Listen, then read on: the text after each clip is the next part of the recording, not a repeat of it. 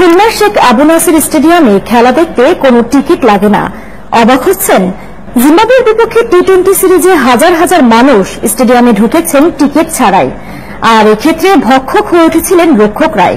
BCB পরিচালক শেখ সোহেল এমন বিব্রতকর পরিস্থিতির জন্য প্রশাসনের অসহযোগিতাকেই দায়ী করছেন।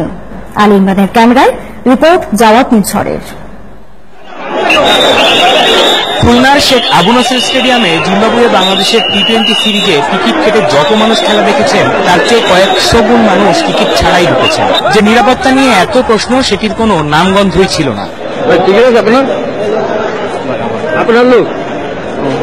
স্থানীয় রাজনৈতিক পরিচয় দিয়ে স্টেডিয়ামে প্রবেশের ঘটনাও ছিল চোখে পড়ার মতো। তবে জিটিভির ক্যামেরায় অবৈধভাবে দর্শক প্রবেশের সাথে সবচেয়ে বেশি সংশ্লিষ্টতা মিলেছে আইন শৃঙ্খলা বাহিনীর। পুলিশ, আনসার, বিজিবি, র্যাব সবাইকেই দেখা গেছে টিকিট ছাড়া পরিবার পরিজন নিয়ে মাঠে প্রবেশ করতে।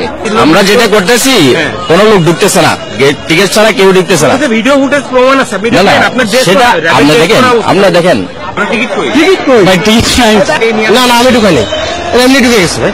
ওদের কাছে আছে। কই ওদের কাছে দেখা? কই আপনার সাথেই তো আসছে। হ্যাঁ, এনাদের টিকিট আছে। আপনার টিকিট আমার এক ভাই কাছে আছে। আপনার টিকিট ছেড়ে ঢুকছে, আপনি কেমন ঢুকাইলেন? এটা আমি জানি না, এটা আমার কেউ না।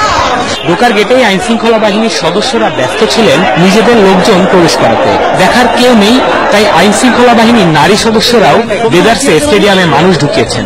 সরি ভাই, আমার বাচ্চা ছিল, একজন ছোট বাচ্চা।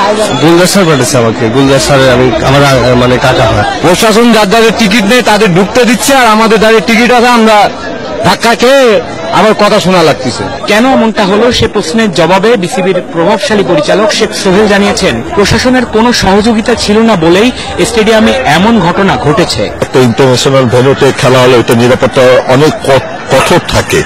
যদি কোনো কিছু হয়ে থাকে তাহলে হয়তো শুধু খুলনায় বেরো না, পুরো বাংলাদেশ থেকে ভেন্যুটা ক্যান্সেল হয়ে যাওয়ার চান্স থাকে।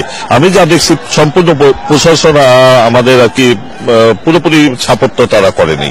ভবিষ্যতে খুলনার ম্যাচ অনুষ্ঠিত হবে কিনা সেটা নিয়েও সংশয় প্রকাশ করেছেন Sheikh Sohel. Jawat Nisar, DB news, Sheikh Abu Nasir stadium, Khulna.